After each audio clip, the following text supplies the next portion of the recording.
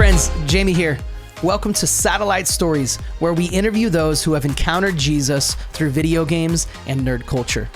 We're a part of the LTN Podcast Network, and today we're going to hear another story. Hey, Satellite Stories friends, I'm excited to spend some time with you today, where we're going to hear from Andrew White. Andrew is a dear friend of mine, and he was a youth pastor here in town. We partnered to create an esports tournament where students would come and compete in a church sanctuary. It was community friendly, a good number of students showed up, and we're going to focus in on one student who I believe his life was forever impacted by the relationships that were formed at this event. Let's do it. All right, Andrew, my awesome, super duper cool friend who is... Okay, stop it. Well, I mean, dude, I told you, like, you're going to kill it. It's going to be fun. Everyone's going to be like, dude, Andrew was the number one guest to be on the Satellite Stories podcast. So excited. How are you doing, buddy? I'm doing good. I feel like I definitely sort of carry some sort of like mysterious, I don't know, anonymity in the satellite sphere, and that like I'm like your close friend, and so we like hang out and you give me lots of attention, and then everyone's like, who is this guy? Like he was like some guy that led like these groups at the schools like 8 years ago. Like, you know, I'm basically the washed up volunteer. So dude. Oh man. Nah, dude, you're like the, I don't know. I feel like more than that, because I don't think you're washed up, first of all. But I would say, like, yeah, you don't actively do anything like in satellite gaming, but I feel like of the people that don't actively do satellite gaming, you're probably the person that most gets it, like without any explanation, right? There are people that support us and love it, like, but they ask, wow, but why do you do this? And why do that? And you're just like, go SG, this is awesome. Like, and so it's very comforting talking to you because you just get it. So, yeah, you're very special to me, Andrew. Well, Yeah. I actually spent the whole night thinking about all the jokes I could make about how we're finally recording, so I can't say this or that, or like make a beep noise and then pretend like I said something. But after all of the prep for that, I like couldn't come up with anything to well execute, so I just said this instead. So you're just here, yeah. Well, Yeah. I'm feeling like okay. So this is real talk, and I don't tell this to all the guests. Okay, I saved this one for you. If I did just make a podcast about just like talking about games, just with no agenda, no, I don't care if anybody listens. If it was just like, I just want to talk about video games, hit record, and hopefully make a couple laughs. And it would be about Raid. It would probably be with you because of because we did stream Raid Shadow Legends for a little bit, and we actually had some people watching, and you had no idea how to play the game, and it was just me like walking through with you like how the game worked. And I think it was like 10% Raid Shadow Legends content and 90% like whatever else. And so that said, you've asked, hey, can we make a podcast? And it's kind of like when you ask me to play League, I say no 100 times. And then like the 101th time, I say, yeah, sure. This is in podcast form. Like it's finally happening. So right. This is a moment. Well, Andrew, tell us a little bit about you. I know you, but people listening may not, and we have people listening that are students. A lot of our partners and ministry partners, they chime in every now and then. So just kind of general. Don't target it toward gamers or toward pastors. Just who is Andrew? Oh man, Andrew. Man, so many things about me, I guess. I didn't do my homework. I didn't study, so like in school or for this? For this. Oh, you didn't know how to introduce yourself. Okay, actually, you know what? This might get me in trouble, but speaking of haven't studied, I got like all the way through my bachelor's without ever studying. So, dude, no, that's actually impressive. I mean, I own a lot of books I didn't open, dude. Dude, I'm the opposite. I studied my butt off and I barely survived 1 year of college, dude. Could not do it. Like, give me a podcast on 2 times and I'll digest way more than an hour-long lecture. Bro, get out of here with that. Okay, so let me ask a specific question. Okay, sure. Your name is Andrew. Yes. You have arguably one of the coolest kids in the world. All right. Okay. Yeah. Okay. Well, tell us. What do you want to reveal? I know we're on the internet. I know there's some crazy people out there. What would you like to reveal about this awesome human you get to raise? Yeah. I don't know about the awesome human. His name's Henry. Yeah, like he is a large part of my life. He has gotten to that point where he can, like, feed himself, rest himself, but like outside of like the keeping himself breathing kind of thing, he's not very good at taking care of himself. So yeah, it takes a lot of hands-on. Loves making problems and messes, and he's playing games now, right? Yeah, the whole one. What was that whole one? Yeah, so Donut County. So I don't know. That game is actually really cool. And yeah, you just move a hole around and you just like slowly pick up 3D objects, and like the hole gets bigger. You can pick up. It's just kind of like a little puzzle game. It's really the only game he can beat it from start to finish without my help. So that's the only game that he can do that on. So we recently tried playing some of the new Lego Star Wars game. I mean, new. It's like 5 years old now, but it's new compared to the one that I grew up playing. Dude, he can like move around pretty well. He can't quite move the camera, so he'll kind of get like locked into like a perspective and will kind of fixate on whatever's there on the screen. Okay. And we were like sitting. He was like sitting on the lap, and we were trying to play that recently, and it was my least fun playing video games I've ever had in my entire life, because he wanted to destroy. Even more fun when we're getting wrecked bot lane in League. Oh, dude, no, it was way worse than that. I would get wrecked bot lane in League every day, every hour. Like, we were like on the first like mission, and he's like, Dad, I gotta break everything in this room. I've got to break every vase. I've got to break every box. So I'm like Henry, we have to go save Jar Jar, okay, dude? Like, we have one task, and we sat there for like an hour and 30 minutes, and he's just breaking stuff. Eventually, I realized that like the Destructibles like were respawning, and we were quite literally never going to like leave the room. And so I had to like leave him. I'm like, dude, bro, you play this by yourself. He's like, no, Dad, play with me. I'm like, I'm not doing this. I'm not gonna sit here and watch you break stuff. Okay, insanity. Like, it's destroying my mind. Like, yeah. So anyway, that's basically that's Henry. Yeah. I love that. So Macy is to the point. Have you tried the Paw Patrol games at all? Like, those are actually dope. Like, they teach them controls. A lot of times there'll be like special things they have to do, and it'll show the controller on the screen and highlight the button they need to push. It's super you can't do the swirly tornado thing. But then again, I can't either. Like, it's actually pretty tedious. Well, I can, but like sometimes like I'll fail it. I'm like, dude, what is this? Like, I don't know if it's like there's like some sort of like drift on the controller that I'm using or something, and it's not not perfect. But yeah, sometimes I was like, dude, this is tough. But yeah, he's done a little bit of the Paw Patrol stuff. That's cool. Yeah, Macy really likes that. Well, dude, I love Henry. It was fun. We hung out the other day, went to that adventure park here in Salem Kaiser, which is dope. It is an indoor playground where the parents can like sit down and eat some goodies, have some drinks, and watch their kids go crazy. And Henry had like a little battle in there, man. He came out bloody. Dude, I know. Did you figure out what happened? Just his nose?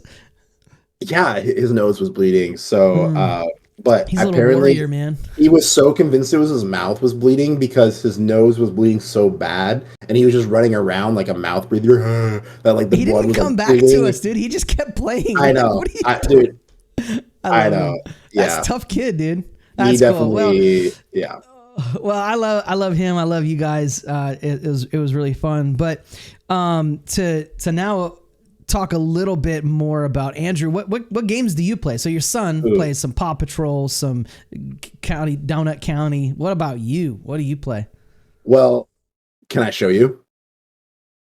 Actually, probably not. Okay. But I can provide a link because it'll cut things all up. And I don't know. We got smart podcast people. They could probably fix it. But no. What were you going to show me? Dude, so I accidentally got sucked into playing this mod for Factorio, which Factorio is already like a crazy dense game. So to somebody that has never played video games before, what is Factorio? Just a nutshell. Oh man, Factorio? Goodness gracious. That's the thing, man. Is I don't know. You basically just build like a factory, and like that doesn't do it justice.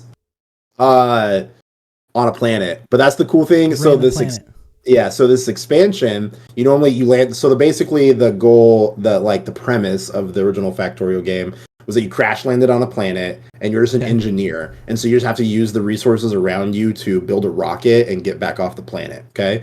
Then this mod came out and said, "Well, why does the game stop there?" And then once you build a rocket and like beat the game, it unlocks like a DLC that makes the original game only Okay. 5% of the new game.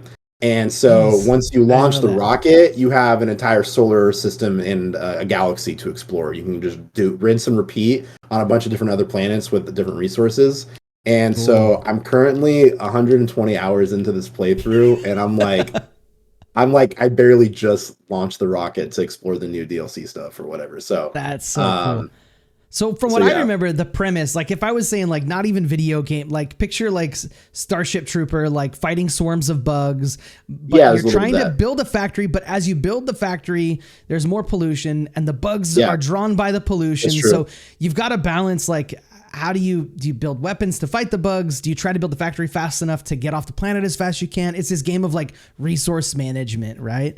A little bit, yeah. That's funny. That's Yeah, like that's yeah. like the actual video game part of it, and I didn't even talk about that because that's not the part that I like that like cracks out in my brain. Is just like I've been staring at like my little factories. I've developed my whole like little planet into like a city grid. Every little grid's building Yeah. its own thing, and I've just been like staring at it and like trying to fix it and get it to be a little bit more efficient. And all of a sudden, I'm like, okay, so the whole workday is gone. Oops, I was only Yeah. supposed to play for like a 30 minutes before Okay. I started my So workday. So this here is actually the perfect segue because this is Oh, what we're gonna goodness do. gracious. This is what we're Okay. gonna do. We're All gonna right. take this Factorio, right? So for those listening that don't know video games at all, or if you like video games, this hopefully makes sense. We play video game. There's so much you can do, but there are times where you focus in on this one little thing, and Andrew's been focusing on the micro mechanics of like getting this factory to run right, and his brain's just like it's like a limitless stuff where instead of seeing numbers, you're seeing factories. You're like in the zone, right? Here's the deal. Yeah. We're gonna take our life. I've done satellite gaming. You've been a youth pastor, Yeah. and we're gonna zoom in on this moment where okay. we got to experience someone else. Now, satellite stories. We've always had the story come straight from the source, which is great. So this is your story, but it's about someone else that has been involved with satellite gaming. No spoiler alert to how long they've been involved, but. I want to go in and hyper focus on kind of that season where you were a youth pastor, you heard about satellite gaming. This was how many years ago? Like we're old, dude. It's Yeah. like So actually, I was doing the math last night. So it was in 2018. Was 2018. when Okay. when I first got connected. So 6 years ago. Okay. Um, yeah, because that. Yep. Okay. Yep. 6 years ago. So you're a youth pastor talking about like in video games, we use this term min-maxing. Yeah. Easiest way to explain that is like doing everything in the most optimal way, right? So you're trying to min-max the whole youth pastor thing. I'm min-maxing like the satellite gaming thing. And we kind of bump into each other. We have similar students, right? So Nathan's been on the podcast, so Grant, Nathan. So it was Grant. like, Grant was one of yeah. the students that went to our church. Yeah. And the funny thing is like I started to I was new there, so I was only there for a couple of months really, and I was like it was hard in the beginning to like figure out like who were my students and who were like my students' friends. Like that was one of the things that was hard for me to figure out in the beginning. And honestly, like it's funny if he ever gets to listen to this podcast, I'm gonna put him on blast. It's Grant's fault because he would sometimes show up by himself and he would sometimes show up with 10 other people, and I'd be like, what is happening? Apparently he would just like have everyone over at their house. They're like, it's youth group time, and they'd throw him into the 18 passenger van and they just like would roll up to youth group, and I'd be like, who are all these people? So Grant, Nathan would be some of the guys. Matthew would be with them sometimes. But yeah, Grant was the common link for sure. And what's funny was I don't know why, but I didn't feel this like sense of like jealousy that like, oh, like my kid's going to like different youth groups and stuff. That didn't bother me until Grant came up to me and he's like, dude, you should meet Jamie. Like you need to meet Jamie. Like, why do I need to meet someone else's like youth pastor, right? Like I was like, bro, I don't want to meet this guy. Yeah, because like, I was still youth pastor at the time, right? Yeah, because I was running satellite gaming, but as a youth pastor. Yeah. Yeah. And so he just like he kept pressuring me like a honestly like a salesperson. He was like, "You got to meet Jamie." And I'm like, "All right, man." I'm like, "I'm just gonna do it to like get this off of like my back, so I can say I've met him, check the box." Um, and yeah, I guess kind of the rest is What like was our history from first there. meeting? We What met. was We our met first meeting? at. It was like stupid, dude. Like I'm not trying to be like dramatic, but it was like we went to go meet. Like I had blocked off on my calendar 30 minutes to like meet at Human Bean to like meet each other and move on. And all of a sudden, like it was like the whole workday was gone. I was like, okay, like I gotta go home and make dinner. Like We hung what the out for heck? like 2 or 3 So, hours or something. yeah, we just like could Yeah. not stop talking.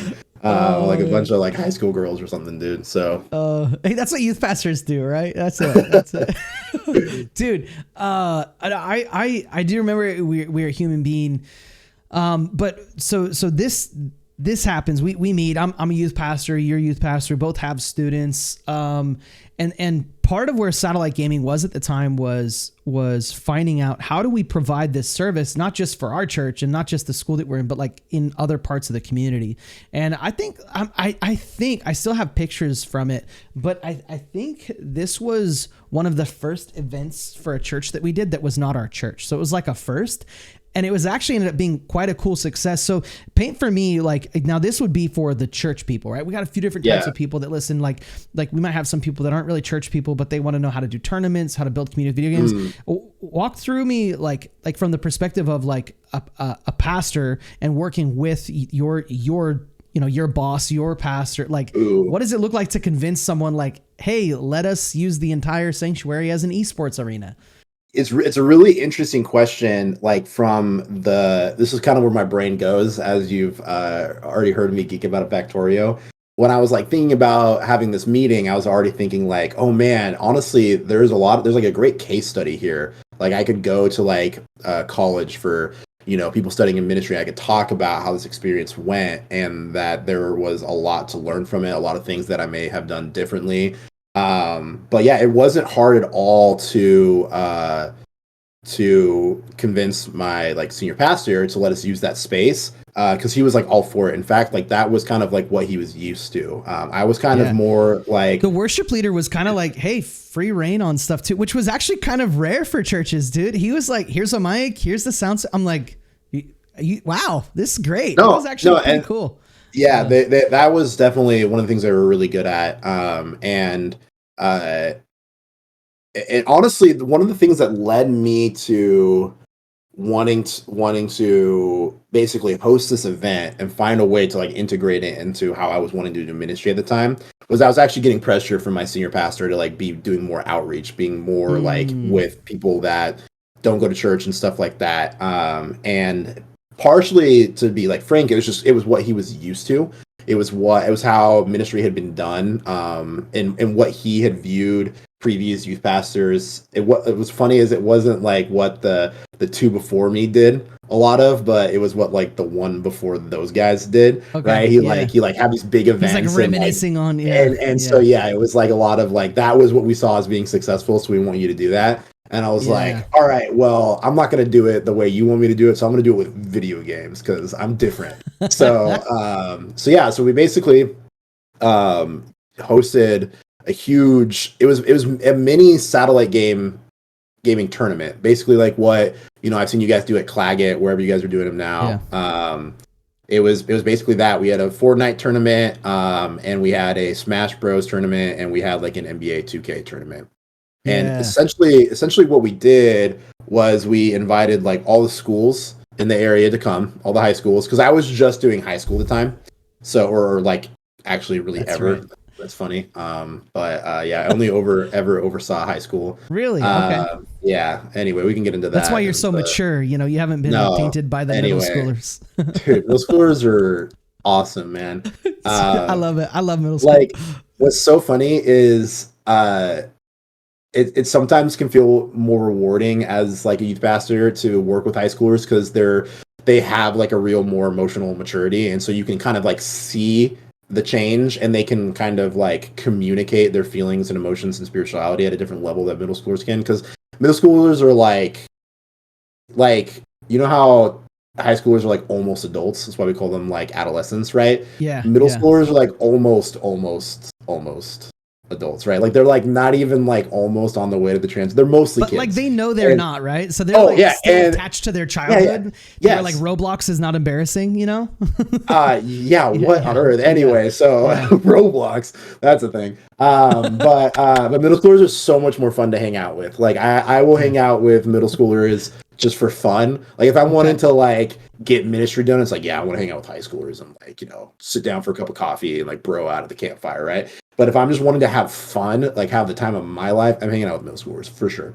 So but anyway, but yeah, so we held this big event, and basically the way that we were using it as kind of like a launch pad into meeting people, and inviting them into our spaces. So we sort of created like a middle ground space where it's like, this is at a church, but we're not doing anything churchy. And we had the big event, and then immediately after we held youth group, and we said, you can come to the after party, the youth group, and hang out. There'll be pizza. And so we had something like 150 plus kids that came to the tournament. So it was actually pretty decent sized. And I did not expect it to be that big. And I don't think you did either. I think we were kind of like, uh-oh, like there's a lot of people here, and we definitely had enough like, consoles and stuff to get it done. But it was a little crazy. And what's the size of the youth group at the time? Like just like to put it in perspective, so because it was that's a a pretty really fresh youth group, right? yeah. So it was a little weird. Trying to remember exactly how it went, but Yeah, it's a when while I ago. got there, we had like 10 seniors and like one junior and then like 3 freshmen. So when I first got there for the first half of the year, we had like about 10 plus, somewhere between 10 and 20 on a given night of kids from our church. But then as soon as those kids graduated, it went down to like 4. Because it was a big senior class. And that's like Grant, that's Cameron, and anyway, so when we had the youth group afterwards, we had like 40 kids that stayed. And so it was pretty impressive, because I've never doubled, tripled the size of a youth group attendance in like 2 hours, the way that I did with that event. So it was really interesting. And the crazy thing is that most of the kids didn't come back after that, but a lot of them did. And so we had about 6. I think that's like my biggest like negative takeaway from how we did that, was because of the demographic of people that came to the tournament. We had 6 guys join our youth group. And so it was definitely really lopsided on like the males that were coming into our youth group from that. And what was really funny was we had like those 3 or 4 freshmen were like 3 or 4 freshman girls. And so like it was definitely like a culture like explosion, chaos going on there for a while until we kind of got under wraps. But yeah, I mean, I could talk about the ins and outs of the event, but it was really simple. We just got people in the door and then fed them pizza afterwards if they wanted to stay for youth group. So yeah. Right. So it's like every layer of this is like getting more and more focused. So we went from, you have X amount of kids that come to the event, students come to the event, X amount of students that end up coming to youth group, X amount of students that stay and get plugged in. And then there's the one student that is like, not just gets plugged in, because there were a few actually, like Cameron was around for a while after that, like with SG, but there's one specific student that I want to talk about who should technically, we broke the rules, shouldn't have even been there, but not, because we're allowed to do that. But I want to talk about my man Saul. Saul, dude. So when I say I broke the rules, like just explain what I mean by that. So it was funny. We over like Discord messages, we had like a difference in the timeline. But when he showed up and I met him there, his brother was like a sophomore or junior, and he was an 8th grader. So yeah, he participated. And what was awesome was he took like 3rd in the Smash tournament as like an 8th grader. So he was like just wrecking on like, high schoolers, seniors and stuff that have had 4 years of being better at Smash than him. So he was kind of like the little Smash prodigy. But I think, yeah. So he came in as an eighth grader, and I didn't even know. So like 6 months later, he's been coming to youth group, like high school youth group, like every week. And someone was like, "Oh yeah, no, he's like in middle school, like he goes to Claggett." And I'm like, "What?" Like, I'm like, dude, like I remember I had to go like talk to my supervisor. I'm like, is that okay? He's like, I don't care, whatever. Like, Yeah, he's they're hearing about Jesus. our structures. We make these rules that it's high school and middle school, whatever. Yeah. So, You know what's funny about yeah, that? I revisited that in my mind. I'm like, okay, so if this was, you said this was 2018, right? yeah, So it's funny. We did our first event in 2016, and I had known, because I remember seeing him at the event. That wasn't where I first met him, right? Like that couldn't have been where I first met him because his older brother had been involved since middle school. I think if I could be like confused. But I remember a couple of times, like, Saul, you're too young to participate. Like, I think even when he was in elementary school, we let him come to a middle school tournament. I could be wrong, but I remember very clearly at this point, he was a middle schooler. His brother was in high school. yeah. Technically shouldn't have been there. But we're like, dude, like he did show up. I would figure out later he's middle school. I knew he was at Claggett, but I didn't really put two and two together. So to me, that is awesome because I think, he's probably the one person that shouldn't have been there on a technical term. But man, I think of like students that were at that event. There were a good number of them that I still know and talk to, which is actually super cool. There's the Joshes, there's a few other people. But now I fast forward and I look at Saul's life and I look at the time that I spent. I think I'm going to try to get him to be on here as a guest and just get him to tell it from his perspective. But let's walk through. So Saul gets plugged in. He's hanging out with you. He's hanging out with me. Yeah. I mean, like there were summers where like I was with Saul like multiple days of summer during COVID, bro. During COVID, I know I'm skipping ahead a little bit, but I would pick up students from school, from their homes, and take them to our office space, which is underneath Icebox here in Salem. And that's where they would do their schoolwork from. And we had to have all these rules and policies in place, said mask, blah, blah, blah. But I would pick them up because school wasn't in session, but they still had to do school. So it was all online. So we had this hub where people would come and do their school there. So I'd pick up students and they all had a theme song. So when I rolled up to their house, I'd roll my window down and I would blast a song. Okay. So when I picked up Jacob, it would be like the Pokemon theme song. I picked up Omar as Fresh Prince of Bel-Air. When I picked up Saul, it was the chicken dance. And do you know why it was the chicken dance? Because he has a chicken in his he had house. pet chickens, pet chickens. Like, and I was like, wait, so you don't just have like chickens like for the eggs? He's like, no, we treat them like a pet, like a dog, like they're trained. And I'm like, what? Oh, so that's just a funny. I digress, but I spent a lot of time with Saul. Share with me kind of like what you got to observe, because I know that he's been kind of inspirational to both of us because you get to see the fruit of your work in ministry when you look at young men like him. So, yeah, walk through that a little. Yeah, so that is a good question, and I am hoping that I have a good answer for you. Yeah. I think the time that I got to do ministry vocationally in the area that Saul was in was very limited. And so part of the story is that I had a very limited window into working with him as a youth pastor, being able to like minister to him and really like a discipleship kind of faculty. And but during that time, I think that the best way to describe him is someone who was just like, I mean, I don't know. What's funny is this is a term that gets used in both our like video game nomenclature and also like our spiritual side of things. But I would say like Saul was really thirsty. Like there was something super obvious that like he wanted more of. And whether it was community, video games, dunk in my face and Smash. I couldn't beat him. Like I'm not I always played Smash with my friends growing up, but like there was no like this competitive thing. It was like, we like threw on items and like did all crazy stuff, and we'd play, hanging out as friends at like birthday parties and stuff. But there was not like this competitive scene when I was growing up. And so I know how to play like the silly characters, and he knows how to like do all this like perfect stuff perfectly. And so we'd play, and the cool thing is one of my I think one of my best attributes about myself is I can lose over and over and over and over. Like, I mean, you and I have played Smash. Like, you can like 3-stock me like 40 times in a row. I'm like, all right, let's go next. Like, let's do it. I'm gonna get you next time.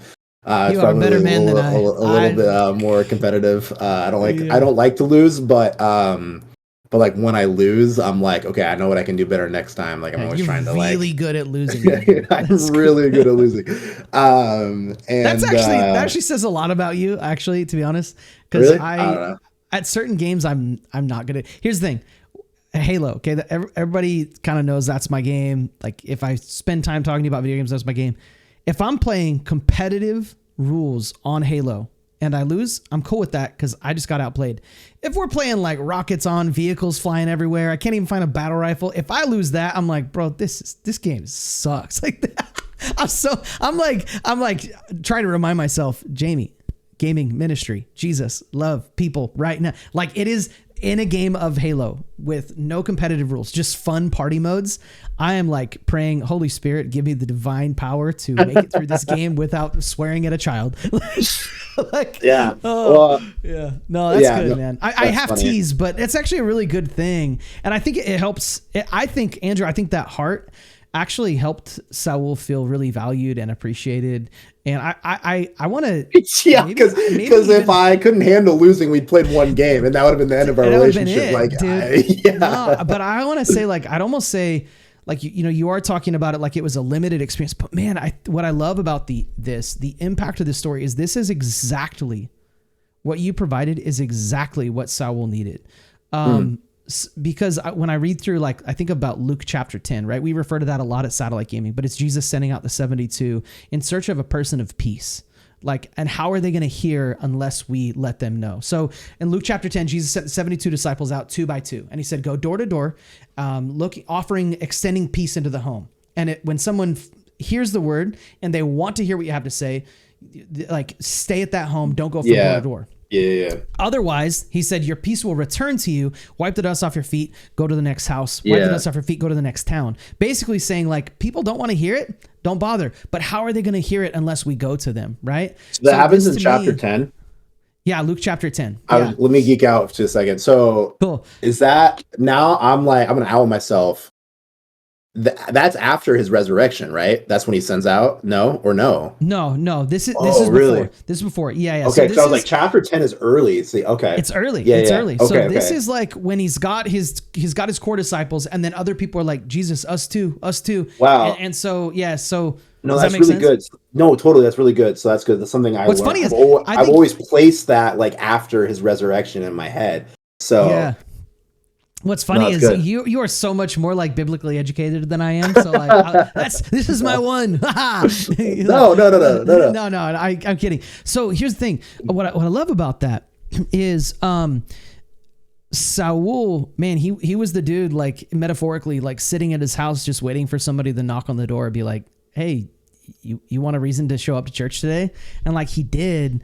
And from then on, he was basically somebody that was like what I would call a person of peace. In the gaming context, we say a gamer of peace. And a lot of what we do in Satellite Gaming is we search for those gamers of peace. And when someone doesn't want to hear what we have to say, it's like the other 149 kids that were there, maybe 40 of them showed up that night, 10 of them stayed, right? So of those 10, even though, like, he was the one that was like, man, that's who you got to stay with. And you showed up consistently. You didn't go door to door. You didn't go from kid to kid. Like you served him and you were that for him.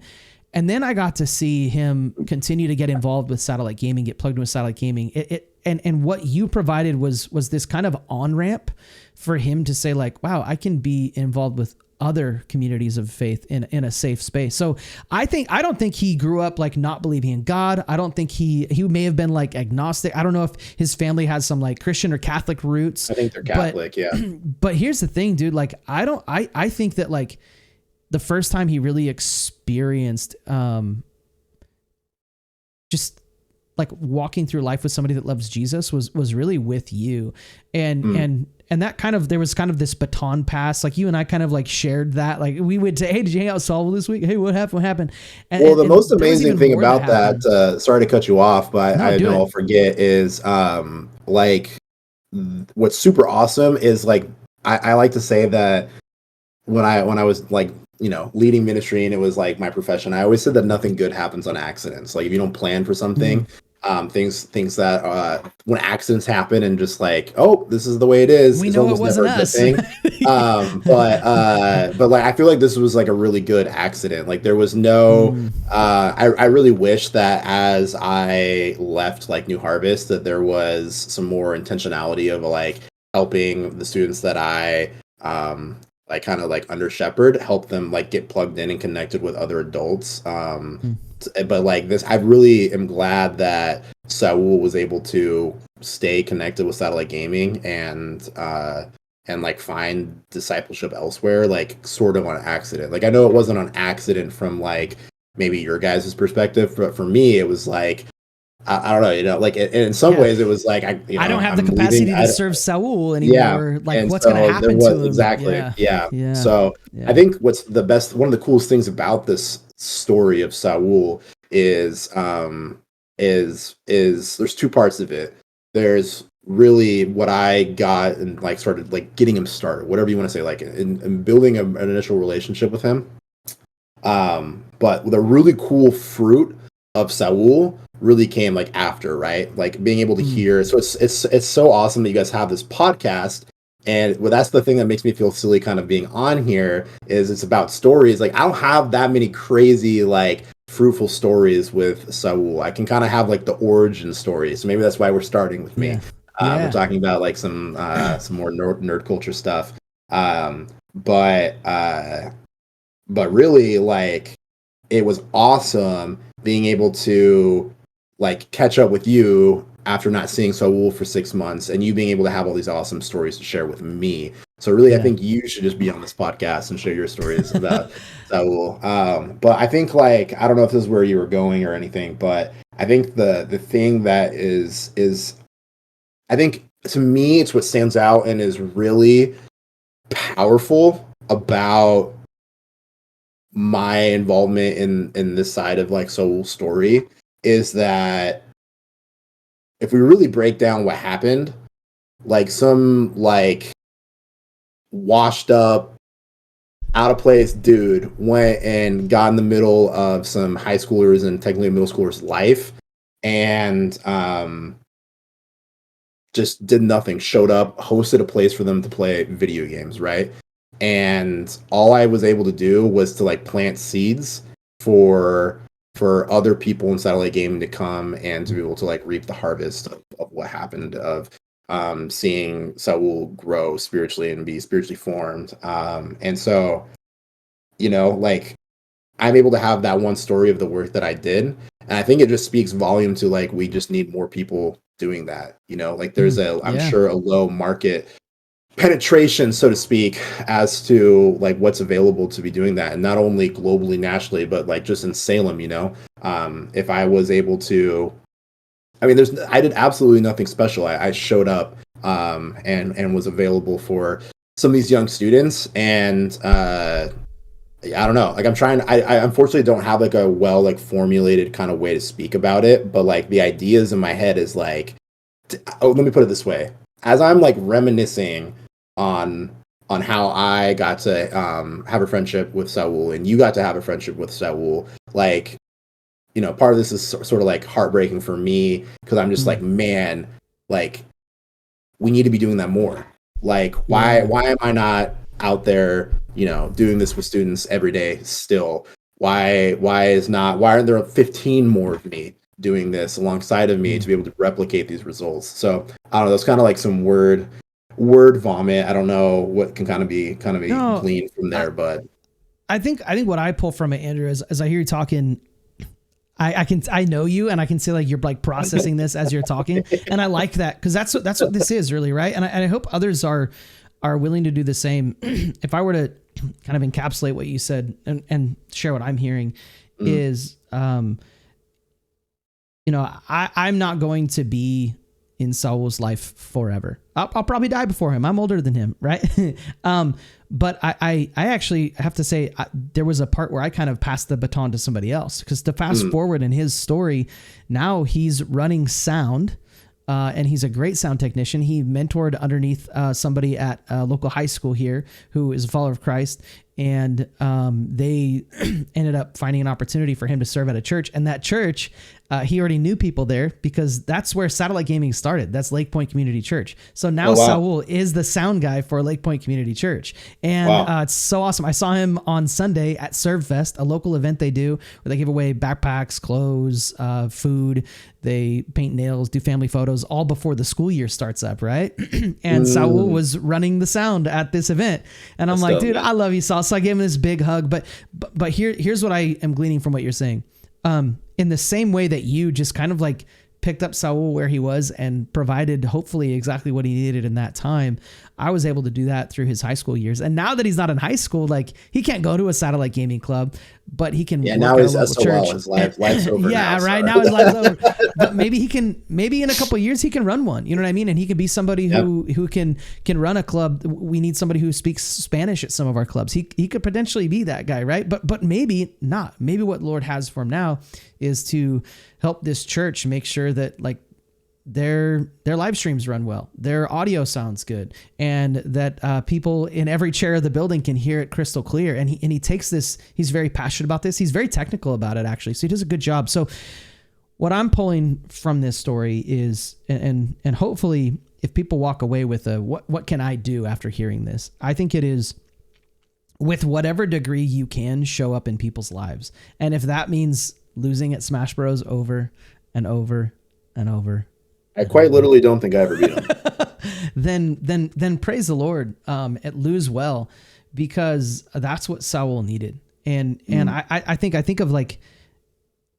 of times in video game ministry where we celebrate, how many kids showed up an event. That's awesome. We celebrate how many people viewed a live stream, or we got this really big raid, or somebody shared a cool thought during an event, or they gave us a really good review after an event. But for me, if somebody leaves a good review after an event, like they get on our website, they submit, hey, I had a great time. My family was really blessed. Like, thank you. What an encouragement. Great. That's awesome. I want to know, what is the lasting impact of that? And for me, what I love about this story is all of this lasting impact is a result of us breaking a rule on an accident, having a kid show up, and then just being exactly what he needed to be for a season. So if we're talking about lasting impact, that's it, bro. That's it, and I hope that more than just he was blessed by that event. I really believe he was. Like, I mean, look where Nathan is now. Grant's a youth pastor. He's going to be running some satellite gaming clubs in Albany. Like, I mean, like we're really, I think say more Albany? Is it Albany? Albany? I'm not from here originally, dude. Yeah. Albany? Albany? It's not spelled A-U. I don't know. I say it wrong like every time, and I think Nathan corrected me too. But so in Albany, so it's not just Saul. Okay, we're gonna cut this part out. Don't laugh at me. No, I'm kidding. Yeah, spit it out, and we definitely won't cut it out. Yeah, I'm kidding, bro. No, dude. So I really think it was more than just Saul that was touched and blessed by this event. But that's what I wanted to focus on today, man, was just put that magnifying glass on one individual and say that, like, when we do these events, and this is in church just as as a whole, right? Just like Jesus sent 72 disciples out to go door to door, like, how many of those people actually let someone in? I don't know. But I know what he said: when you find that house of peace, don't go from door to door. Stay there and spend time with them and share the love of Jesus with them. So that's what you did with Saul. Thanks for doing that. And now it's fun to walk through life now with you, just as brothers in Christ, and to look at Saul from a distance, and every once in a while talk about him and be like, dude, isn't he killing it? Like, that's so cool. That's another thing. Your car, like, I love that. Like, that's just like, that was some years later. Like, you and I had still been talking, you and Saul had been connected, but you had a car, and that's what he needed at the time. I mean, what happened there? So it was a 2002 Ford Focus. It was the car I got in high school, and it lasted me a little bit over 10 years. And as far as I know, it was like in good running condition, but a lot happened kind of like during COVID, and I didn't take very good care of it during that time. As in, I don't think, like, for like a year and a half, it just like sat like in my in my driveway, like collecting dust, leaves were falling on it. And like honestly, like I had to remove so much stuff from like my office at Swordsman First Baptist, and I like put it all into my car, and then like just was like, I'll take it out of my car later.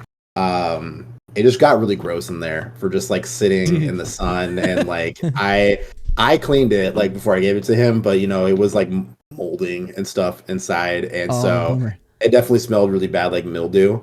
And so I had to do something with it. Here's what it was. I got to do something with this thing. I mean, and like it ran great. I'm assuming it hasn't given me any mechanical problems. I took good care of it. Except for so it had like some cosmetic issues. And one of my favorite things is he told me, he's like, it's got some cosmetic issues, in like more or less the way that Saul would have said it, you know? Dude, yeah, he's so direct. And I was like, loving. I know, it's why I gave it to you.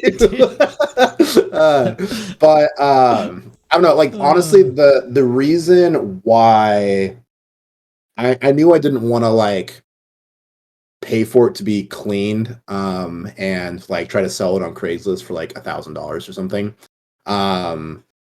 because it's just not the way that I wanted to like use that resource. And like I knew that like $1,000 is not a ton of money, and it's also like a lot of money at the same time, but I knew just enough that like if I sold it, it would just immediately go to like paying bills. It would just evaporate instantly, and it wouldn't, that $1,000 or something wouldn't serve me as much as being able to like give a kid a car. Dude. And especially that one kid, you know what I mean? The one that we get to like, that's so cool. And like, I don't know, like, I don't know how much of this is like 100% factual. But like Saul and his family are like really deserving of that sort of small mildewy gift that I can give. Like I know like his older siblings have worked so hard to be able to like go to college. And like I don't remember, like this is part of that I'm not sure if I'm 100% on, but like I think like his older brothers worked hard to be able to get like 4.0s to get like scholarships to go to school. Dude, and his parents worked really so hard to be able to like pay for that and support their family. And so like I couldn't think of, and I know that like that in that sort of like a family where they're working so hard to send like the kids that have like graduate high school to like go to college, like I know like the amount of like burden that is on a family, right? That I know that as like the little like 16-year-old that there's not going to be a lot left over for him, right? And so like it's not like in my family where like I get the nothing as the older kid, and then my parents have sent me off and given me nothing towards school. They spoil the crap out of my younger sibling. I knew that from just his older brothers and his situation that it was going to be reversed. Whatever's left over. Let me help you out, little man. That's a very loving observation, right? The family's not like doing it. It's just like that's the nature of how it was for them, and so for you to do that was just really cool. So I think that's another example of just like how we show up for people, like in what they need, in the same sense that like when he was 16, he needed a car. Well, and when he was an 8th grader, he needed to be led into a high school group. So. And maybe he, took the car and went and sold it the next day. I wouldn't blame him. But I don't know. I hope that it's still serving him well. So I kind of miss that car a lot. I miss the little manual that got really good gas mileage. I now drive a 2001 Ford Explorer, so I've downgraded by 1 year, and that thing gets really bad gas mileage. So yeah, dude. That's funny. Well, bro, I think you and I could just like riff off of each other and do the whole Saul thing forever. And who knows, maybe we'll start the Jamie Andrew Raid podcast. I'll let you know when we're ready this time. But dude, I love you so much, man. I'm so glad you're here. Thanks for sharing your satellite story. And is there anything you want to say before we say farewell to everyone? Oh man, dude, I don't know. Probably so many things. I should have written a list, but no, nothing else. That's good. Cool. Nothing else. All right. I love you, bro. Everyone, have an awesome day. Thanks for hanging out with Andrew and I. Bye. Peace. Say bye. There you go. Thanks for joining us as we grow the library of satellite stories. We'll see you next time. And don't forget, Jesus loves you, nerds.